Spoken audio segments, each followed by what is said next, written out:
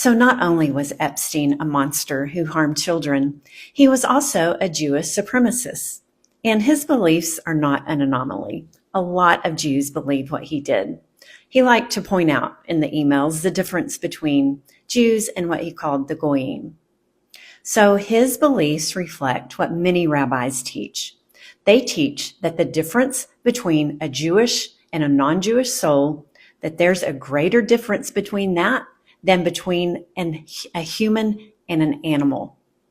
And many of the rabbis also teach that the sole purpose for non-Jews to be created was to serve Jews. And I have a chapter in my book about the Jewish supremacist ideology. And I want to read to you what a rabbi taught in a pre-military yeshiva, a religious academy. And this was reported by an Israeli news station. So he called all non-Jews stupid and violent and said it was due to their genetic inferiority. And this is what he taught. The Gentiles will want to be our slaves. Being a slave to a Jew is the best. They're glad to be slaves. They want to be slaves. Instead of just walking the streets, being stupid and violent and harming each other, once they're slaves, their lives can begin to take shape. All around us, we are surrounded by peoples with genetic problems. Ask a simple Arab, where do you want to be? He wants to be under occupation. Why? Because they have genetic problems. And he ended by saying, we believe in racism. There are races in the world and peoples have genetic traits, and that requires us to try to help them because the Jews are a more successful race. And not only do a lot of Jews feel this way about non-Jews, they're also very racist against, and I'm talking about Ashkenazi Jews, are very racist against the Sephardic and the Mizrahi Jews. And sorry if I'm pronouncing that wrong. But the racism among many Jews is systematic and taught to the younger generations coming up. I was a Zionist for 28 years, but now that I'm no longer a Zionist, one of my goals is to help people recognize the pattern of propaganda that Zionist and Israeli leaders use. And one of their favorite pieces of propaganda and narratives is about the founding of Israel in the 1948 war. And they love to frame it as the fledgling state of Israel, the underdog, was attacked by 5 Arab nations with the intent of destroying Israel. Well, there's a reason they always frame it as 5 Arab nations and never as how many troops actually entered into Israel. But Avi Shlaim, who is a Jewish historian, he gave the accounting of how many Arab troops entered Israel. It was 25,000 Arab troops versus 35,000 IDF troops. And then 6 months later, Ben-Gurion recorded in his diary that the IDF troops had grown to over 100,000. So by that time, the ratio of IDF troops versus Arab troops was 2-1. But that didn't stop Ben-Gurion from further amplifying the underdog story. In dramatic fashion, he gave a speech about the 1948 war, and this is what he said. We, as well as world public opinion, cannot ignore the horrible fact that 700,000 Jews were confronted here with 27 million Arabs, 1 against 40. Humanity's conscience was not shocked when 27 million attacked 700,000. Y'all, that's such propaganda, and I can't believe I used to fall for that propaganda. But thankfully, I have awakened to how they amp up the underdog story. And by waking up and the research I did, I ended up writing this book, Zionism, the Root of the Arab-Israeli Conflict. And I think I posed a really good question in the book. After finding out that the Zionist militias, before the war had even started, they had driven out over 300,000 Palestinians and destroyed over 200 of their villages.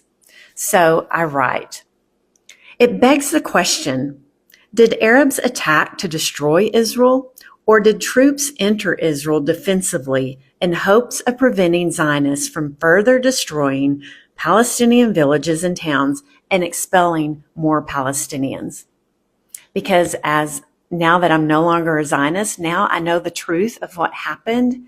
And unfortunately, the Arab troops weren't able to prevent the IDF from expelling 750,000 Palestinians. This story is about an eccentric British officer in Palestine that was so eccentric he used to eat up to 6 raw onions a day and would sit in military meetings with absolutely nothing on. And many consider him the father of the IDF. But a little bit of backstory before I tell you more about him. So Zionists want us to believe that the only reason Palestinians resisted Zionism is because they inherently dislike Jews so much. But as many Palestinians point out, they didn't get to pick who their colonizers and occupiers were. And the Palestinians even resisted the British when they occupied Palestine. And that resulted in the Arab Revolt between 1936 and 1939. And that's where this eccentric British officer comes on the scene. So Captain Ord Windgate was put in charge of special military units that the Zionist militias joined called Special Night Squads. And Ben-Gurion says that collaboration was the most important collaboration between the British and the Zionists. And I want to read to you from my new book, Zionism, The Root of the Arab-Israeli Conflict, what Windgate instilled into the Zionist militias.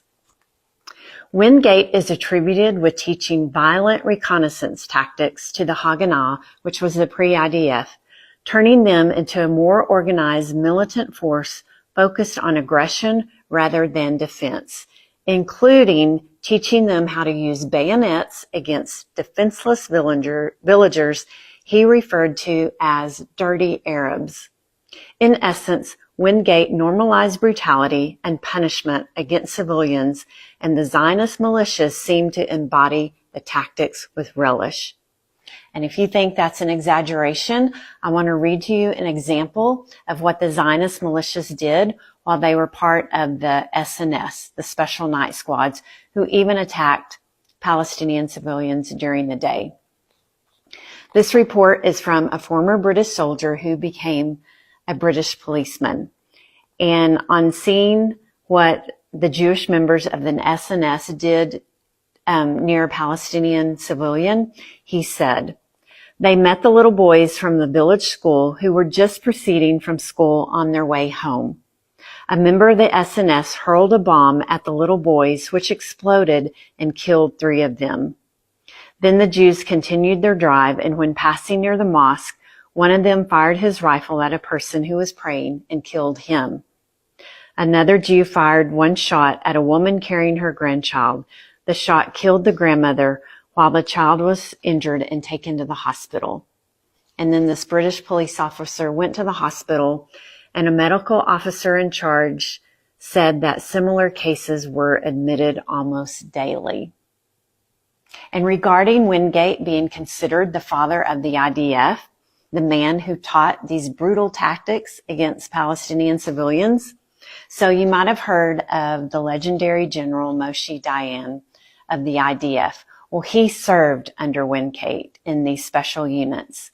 And Dayan said that his affection for Windgate knew no bounds, and he was impressed by Windgate's utter ruthlessness and willingness to shoot Arabs on the spot to make an example to others.